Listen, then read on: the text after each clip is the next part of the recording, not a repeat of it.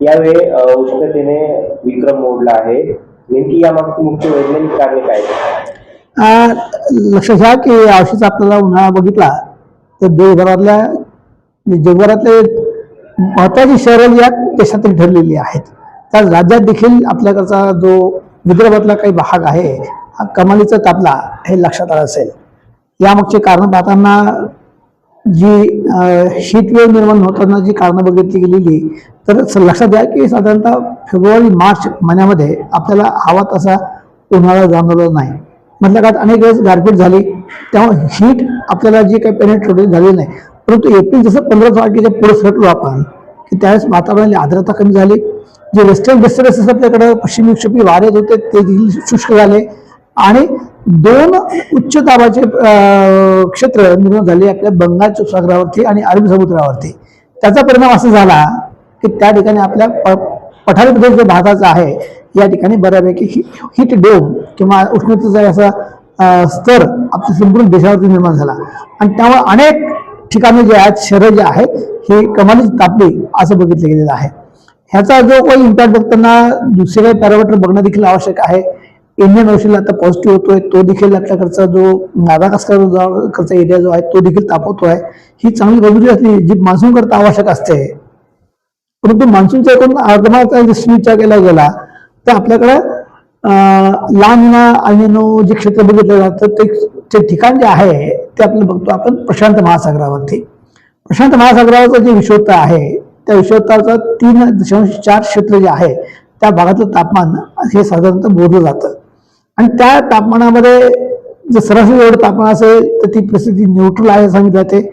त्यामध्ये 0.5 ची वाढ झाली तर ती परिस्थिती अल्निनोमध्ये गेलेली आहे असं सांगितलं जातं आणि याच न्यूट्रल तापमानाच्या 0.5 अंश खाली गेलं तर ती न्यूट्रल ला निना अशी परिस्थिती मिळली गेलेली आहे. हा सगळा ट्रेंड बघताना गेल्या 2-2.5 वर्षापासून आपण अल्निनो ला निना परिस्थिती अनुभवत असल्यामुळं आपल्याला खूप छान मान्सून पाऊस देखील चाललेला भरपूर आपल्याला अनुभवत आला. परंतु या वर्षी असं बघितलं गेलं या वर्षीच्या याच्यामध्ये साधारणतः जुलै ऑगस्ट ही जी फेज उतरती म्हणजे सेकंड फेज जी आहे पावसाळ्याची त्या काळामध्ये ती अल्निनो येईल अशी आपल्याला इंडिकेटर साधारणतः एप्रिलच्या पहिल्या आठवड्यापर्यंत मिळत होते आणि त्यामुळे भारतीय हवामान खात्याने देखील 92% आपल्याला मान्सून मिळेल असं इंडिकेटर सांगितलं गेलं. परंतु 27-25 एप्रिलच्या दरम्यान जे काही इंडिकेटर मिळालेले आहेत ते जरा विस्मयकारक आहेत आणि अचंबित करणारे आहेत. एकूण ग्लोबल टेम्परेचर सिनारिओमध्ये बघताना जो ट्रेंड आम्हाला ऑगस्ट सप्टेंबरला पाहिजे होता की अल्निनो स्थिती निर्माण होईल कदाचित ती मेच्या दुसऱ्या-तिसऱ्या आठवड्यातच येईल अशी परिस्थिती येते. म्हणजे अल्निनो जो आहे हा ऑगस्ट सप्टेंबर न येता तो येईल जवळजवळ मे मध्येच आणि मे मध्ये त्या ठिकाणी ही परिस्थिती आली तर आपल्याला एक घातक किंवा एक इंडिकेटर दाखवत आहे की आपल्या भागामध्ये देखील मान्सूनचं आगमन जसं आपल्याला पोषक पाहिजे होतं तसं पोषक मिळत नाही अशी स्थिती निर्माण होते आहे.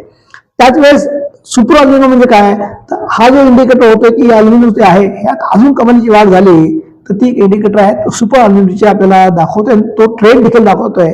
म्हणजे आम्हाला अल्निनो ऑगस्ट सप्टेंबरला अपेक्षित होता पण August September October November December पुढची 5-6 महिने जे आहेत ही कमालीची तापलेली असतील आणि सुपर अल्निनोच्या परिस्थितीचं पोहोचला त्या समुद्राचं तापमान तर आपल्याला सगळे इंडिकेट पाहता हा सगळा मान्सून जो आहे दुष्काळ सदृश पाऊस म्हणजे 70%च्या वर पाऊस पडेल असे इंडिकेटर मिळत नाहीयेत आणि त्याची गाठी आपल्याला तयारी करायची असेल तर आपल्याला आता प्रिपेअर्डनेस जो आहे हे आपल्याला नेचर इंडिकेटर करते की आपल्याला या पद्धतीने काही काम करायचं असेल तर थोडंसं अलर्ट व्हा असं तो नेचर इंडिकेट करतोय.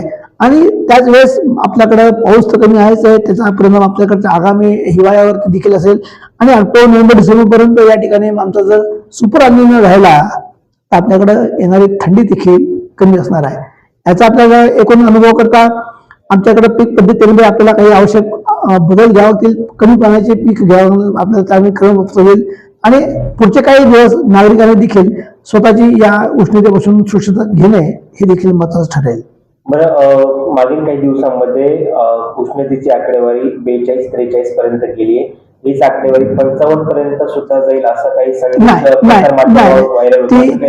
ती माध्यमांमध्ये 55 डिग्री पर्यंत जाणार सांगितलं तर तेवढं नक्कीच आपल्याकडचं भारतातलं जे तापमान आहे हे तेवढं जात नाही. आपण संपूर्ण देशामध्ये आता जर बघितला गेला तर विंडफ्लो देखील आहे, परंतु वाळवंटी प्रदेश आपल्याकडे देशभरात नाही आहे आणि त्याचा परिणाम आपल्याकडे कधीच 47-47च्या वरती 47 जास्तीत जास्त आपल्याकडे म्हणता येईल राजस्थानमध्ये 48-49 जाऊ, महाराष्ट्रामध्ये एवढीच परिस्थिती कधीच येणार नाही हे देखील सांगणं असं वाटतं. बरं, या उष्णतेचा कोणाला जास्त फटका बसेल? मुले, वृद्ध किंवा मग इतर? आणि त्याचप्रमाणे त्यांनी काळजी काय घ्यावी उष्णतेची? नक्कीच प्राणी मात्रामध्ये आपण माणूस आलो, जनावर आलो, सर्वांनाच त्याचा फटका बसणार आहे.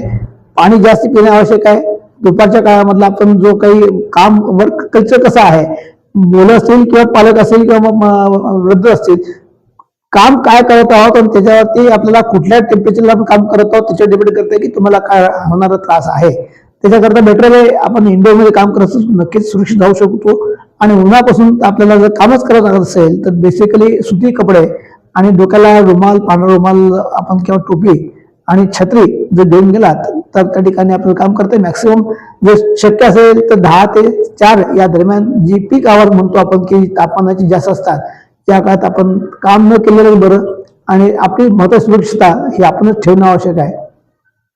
बरं, दीर्घकालीन दृष्टीने हे जे तापमान वाढत आहे, प्रामुख्याने शहरांमध्ये तापमानाची झपाट्याने वाढ होत आहे, तर यावर काही उपाय आपण करायला हवे का? काही पावलं आपण सामान्य नागरिक म्हणून आपण काही उचलायला हवेत का? नाही, दोन गोष्टी आपल्याकडे शहर विकास म्हणतो आपण. शहर विकास करताना अलीकडच्या काळात आपण सिमेंट रस्ते तयार केलेले आहेत. सोबत सोलर आता एनर्जी करता प्रत्येकाच्या 1-2-4 घर सोडले की आपल्याला सोलर पॅनल दिसतातच. ती जी रिफ्लेक्शन आहे त्या सोलर ग्लासवरती पडल्यानंतर जी उष्णता रिफ्लेक्ट होते ती देखील आपल्या वातावरणात शेअर होतीच आहे. त्या व्यतिरिक्त आपण जे ग्रीन कव्हर आहे आपल्याकडची शहरातली आसपासची जी झाडं होती ती देखील आपण कमी केलेली आहेत. गार्डन मधली झाडं कमी केली असतील, जी काही आपण रस्ता तयार करताना जी झाडं होती तोडली आणि या सगळ्यात मुख्य शहराच्या आसपासचा ग्रीन कव्हर जो आहे तो आपण कमी केलेला आहे. जोपर्यंत आपण ग्रीन कव्हर वाढवणार नाही आणि आपल्या घरांना आपण पांढरा रंग मारला असता रिफ्लेक्शनच्या विचार करता ती देखील कमी तापमानाकरता सर्वसामान्य नागरिकांनी जो रंग मारला असेल घराच्या बाहेर ती देखील त्या ठिकाणी रंग शोषून घेतो तापमान. आणि त्यामुळं आपल्या हातात फक्त एवढंच आहे की आपण आपला आसपासचा जो एरिया असेल हा जास्तीत जास्त ग्रीनरी किंवा हिरवा झाडांनी भरवून ठेवला असता, पण ते आता जागा पण ठेवलेली नाही आणि ती कुठेतरी आपल्याला याच्याकरता या विषयावरती काम करणं भाग पडेल. तर माझा शेवटचा प्रश्न असेल, मराठवाड्यामध्ये उष्णतेचा जास्त परिणाम पाहायला मिळतोय. देशभरात उष्णता आहेच, पण मराठवाड्यात त्याचा जास्त आपल्याला प्रभाव पाहायला मिळतोय. काही भौगोलिक कारणं मराठवाड्यासाठी आहेत का? आणि अजूनही मराठवाड्यामध्ये उष्णतेच्या लाटा वाढू शकतात का पुढच्या काही काळामध्ये? नाही, आता साधारणतः मेच्या आपण शेवटच्या टप्प्यात आलेलो आहोत. मे म्हणजे मे आता सुरू होईलच उद्यापासून. आणि हा सगळा बघितलं तर आपल्याकडं विदर्भाचा विचार करायला गेला, नागपूर आहे, अकोला आहे, अमरावती आहे किंवा चंद्रपूर आहे, त्या ठिकाणी ग्रीन कव्हर जास्त असताना देखील तिकडच्या एरियामध्ये आपल्याला जास्त तापमान दिसतं. त्याच वेळेस आपल्याकडे मराठवाड्यामध्ये नांदेड आहे, हिंगोली आहे, परभणी आहे आणि बाकीचे त्या मानाने धाराशिव असेल किंवा आमचं बीड जिल्हा जो आहे त्यामुळे आमच्याकडचं तापमान तिथं तापत नाही. पण परभणी असेल, नांदेड असेल या ठिकाणचं तुम्हाला लक्षात येईल तापमान वाढवते. आपल्याला टोपोग्राफी जी काही समुद्र सपाटीपासून उंची जी आहे ती देखील त्याला कारणीभूत आहेत. आणि आपल्याकडचं अलीकडच्या काळात जे ग्रीन कव्हर एरिया जो आहे तो आपण कमी केलेला आहे हे देखील त्याला प्रमुख कारण आहे. सर, आपलं नाव? मी श्रीनिवास औंधकर, संचालक महात्मा गांधी मिशनचं APJ अब्दुल कलाम खगोल अंतर्विज्ञान केंद्र, छत्रपती संभाजीनगर.